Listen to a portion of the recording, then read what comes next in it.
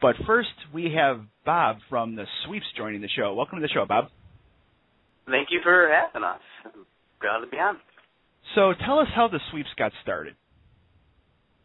Well, it all dates back to 2 years ago when Santiago and Aaron got together, and they wanted to start a band, and they played a friend's party, and everybody loved what they were doing. So they ended up posting an ad for another guitarist and a singer, and I answered the call, and once we met up, it just clicked, and everything started rolling, and we had a EP out within 3 months of being a band, Midnight at the Box, which ended up doing very well, and we were able to do a 2-week tour off of it. And from there on, it just kind of spiraled, and 200 and some odd shows later, a few tours and 2 CDs, we're starting to hit our stride. Yeah, looking at some of the bio stuff, I was surprised at just, like, whenever you see bands like, oh, we've been together since high school, we've 10, 15 years. It's only been about, 2 years? Yeah, that's been about it. Yeah, just over 2 years now. Now that's the spring of 11.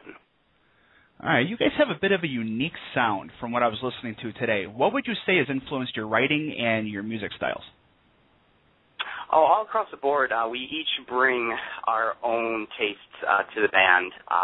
Santiago grew up with a lot of Motown and a lot of doo-wop, and music like that was being played in his house all the time. I grew up with a lot of classic rock, CCR and Pink Floyd and Zeppelin, bands like that. And we just kind of have blended our styles and feelings towards music, and it's ended up working out really, really well. It doesn't sound like those two genres would clash at all, but it's not really, it's not like we specifically pick out, okay, I'm going to pick this sound for this song, or, we just kind of let it flow, and it's really worked out well. All right, you mentioned your first EP was Midnight at the Box, and then just released recently was Terrible Children. That's more recent. Do you guys do anything different when you guys record the first one, record the second one, like any type of learning stuff or stuff that you had to try? Yeah, just being in the studio for the first time is a great learning experience to be able to really understand, how microphones truly work and what kind of sounds you can pick up and how to, finagle those to get better tones and sounds and more of a preparedness going into it. Our first EP, we recorded only in 4 days, 5 songs in 4 days. But in comparison to our new EP, spent the same amount of time on it, but we put out 9 songs. So we were much more prepared going to the studio with knowing what kind of sound we wanted exactly and what kind of tones we wanted out of our instruments, and just had an overall better grasp of putting together a piece of art instead of just a song on top of a song on top of a song on top of a song. So just the experience really lent itself to helping us the second time around. On your bio pages on Facebook and MySpace, and we'll get to those later on how you guys at home can find those, it mentions when Terrible Children was recorded, it was minimally produced, it has more of a live feel to it. You guys wanted to capture the energy that you grab on stage from that. Did you guys know that going in, or did you try some things and decided that wasn't working, let's do this? We tried a few things, and the first thing we really wanted to attack was recording and tracking live. We did everything live except for some of the vocal parts, and we really wanted to capture that energy and that power from our music and what we do sound like truly live on stage instead of each going in recording separately and just not having that vibe and that feel and that overall excitement that's in the music that you can truly feel when you hear a great live track. So we worked our butts off preparing and ended up going in and knocking them out, and we were really excited how it turned out. It really does make for a better sound. A lot of bands I listen to, like, why'd you guys overproduce this? Like, you guys are awesome live. Why don't you bring that to the album too? But big business. Yeah, that's how it goes, unfortunately. But we love what we're doing, and we're going to try to keep on going, tracking live, because too many bands don't do that anymore. And if you listen to great old recordings, we were really influenced by old vinyls and old recordings where you can hear nuances of the studio and the environment they recorded in, and we really want to try to capture that on all of our songs. So, all right, you guys are from the Chicagoland area. What are some of your favorite venues to play? We absolutely love the Double Door. That has become a second home to us.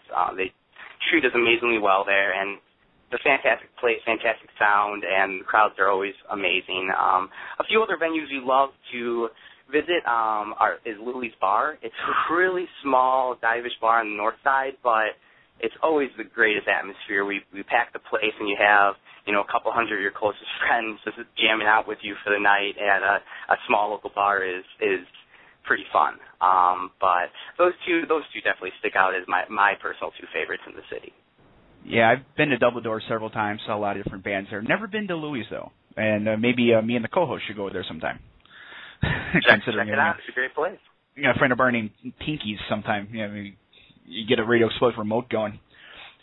All right, May 7th, you guys are playing at Reggie's. It's another one of my favorite venues. You'll be playing with the Hounds Below. Tell us about what's going to be coming up on that show.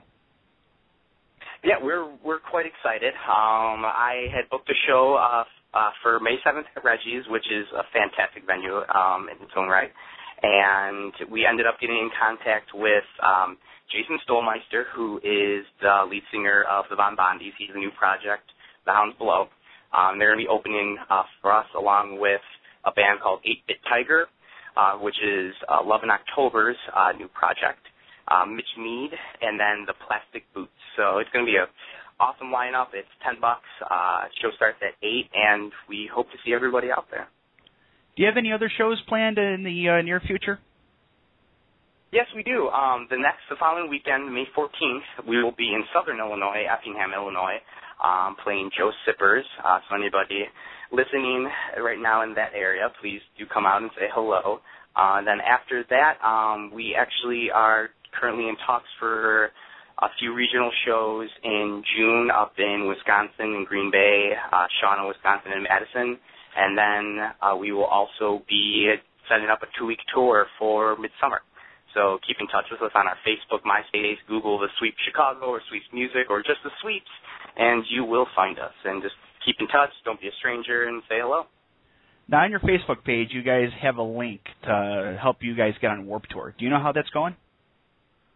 It's going fantastically, actually. Right now, the top 100 bands from each city qualify, and judges choose from that group. Right now, we're I believe in 22nd or 23rd overall for votes. But what's been fantastic is for the past month we've been featured as a featured band. Judges actually choose some bands to be featured on the front page of the website, and we've been there for now going on 4 weeks. So we have great hope that means something, and that we will end up being on the Warped Tour this year, which would be pretty amazing, to say the least. So now that is full-on tour, not just like Chicago show or a couple of shows in the Midwest. It's the full tour? It's the possibility of the full tour.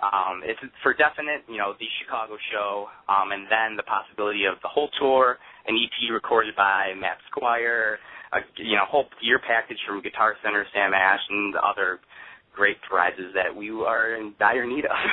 Oh, yeah, definitely. All right, your Facebook, you guys posted recently that you guys are working on a music video. What's going on with that? I was quite excited. I just got the first cut back today. We recorded Friday, and we already have the first cut back, which is awesome, and we were blown away how it turned out. So we are quite excited to have, see it after a few more days of editing, and we should have it up by the end of this week, actually. So stay tuned and look out this week for our first music video, which we are pumped about. And it's for 2 songs, a song and a half off our new album, The Devil and His Gold, which is number 7 and 8 tracks, if you want to skip easily on your CD player. And lastly, we were mentioning it off the air a little bit. You guys post a lot of hockey stuff. You guys are huge Blackhawks fans. Hawks decided to recently. I didn't see who scored the goal, but I'll get to that later.